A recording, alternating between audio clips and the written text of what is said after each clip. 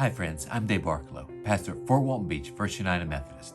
Welcome to the Pastor's Study, our daily devotional to help us focus our mind on the things of God.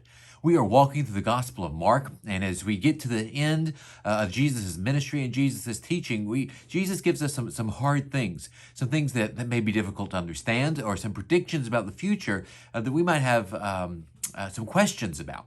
And that's okay. The point is that we look to Jesus for our answers.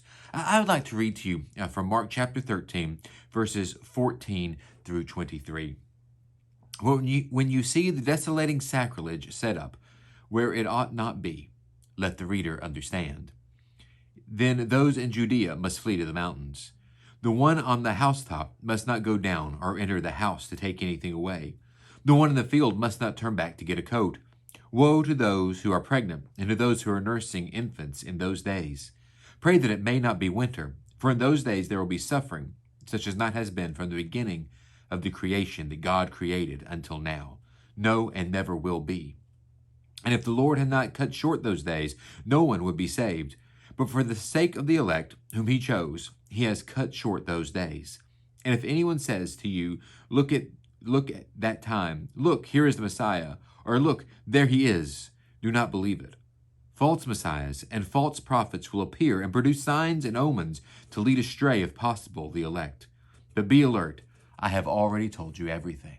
So here's a section of scripture where Jesus is telling his disciples about the end times, about the coming persecutions that they're going to see. Now, this gospel is written down many years after Jesus said these things, and it kind of begins as the people who actually walked with Jesus began to die off. It became very important to write down what they said. Jesus said those eyewitness accounts of Christ. And so this Gospel of Mark probably wasn't written until after the destruction of the temple in 70 AD. There in Jerusalem. And so this little line there, let the reader understand, is a way of Mark saying, you know what I'm talking about, without saying you know what I'm talking about. The point is, though, is that persecution has often come to those who follow Christ, to those who follow God. And that we must be very careful to make sure that we are testing whatever we are being taught against the teachings of the true Messiah, Jesus Christ.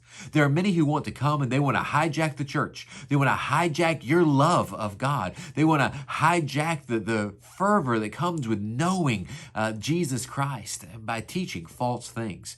So we must constantly, as God's people, as Christ's people, be comparing what we are being taught by people.